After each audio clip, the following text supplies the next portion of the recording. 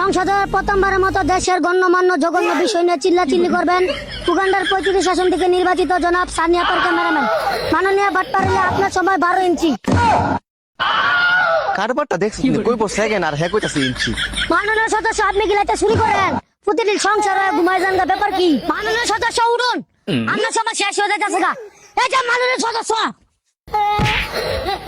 ধন্যবাদ মাননীয় স্পিকার, প্রতিবারের মতো আমার এবারও গভীর ঘুমকে গোয়া মারার জন্য। আরে মগা কোন দিকে বিয়ে বক্তব্য দেয় স্পিকার তুই দিকে। সরি মাননীয় স্পিকার, আজ রাতে বন্ধুদের সাথে অল্প একটু লাল পানি খেয়েছিলাম, তারপর থেকে কেমন জানি আমার মাথা ঘুরঘুর ঘুরঘুর ঘুরঘুর করতেছে, আমার মাথা সঠিক কাজ করতেছে না। এই জন্য আবার ভাইবেন না যে আমি মদ খাই বলে মাদকের পক্ষে আছে। আমি কিন্তু এই দেশকে বাঁচানোর জন্য মদ খেয়েও সবসময় মাদকের বিরুদ্ধে লড়াই করি মাননীয় স্পিকার। মাননীয় স্পিকার, আজকের এই মহান সংসদে আমি পরামর্শ দেব এই দেশকে কিভাবে আরো পতনের দিকে এগিয়ে নেওয়া যায় এবং সাধারণ মানুষকে ভিক্ষার থালি কিভাবে ধরানো যায়।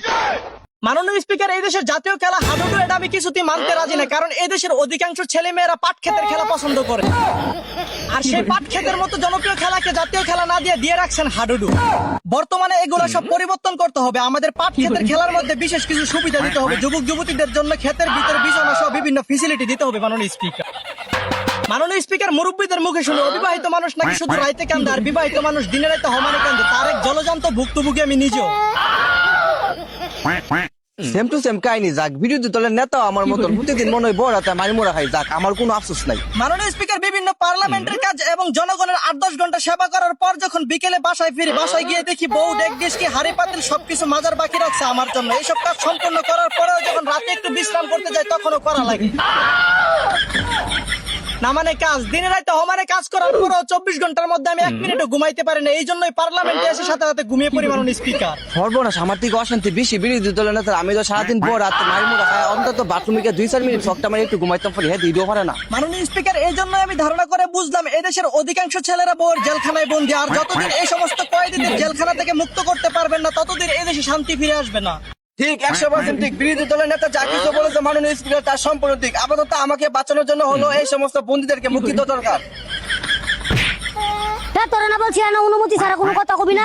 আমার থেকে কষ্ট তোরা বেশি রে। তোরা দুইটার বউ যুদ্ধ কষ্ট দেয়, তাতে দ্বিগুণ কষ্ট আমার বউ দেয়। এই দেখ তার জলযন্ত্র প্রমাণ। ও আমি যে তোর মতো মাছ খেলতে ছিল্লা ওঠে না বউ বেড়া। আরেকটা কথা কবি, সুদা 72 লাখ টাকার জিনিস টুকা দানা গেলাম।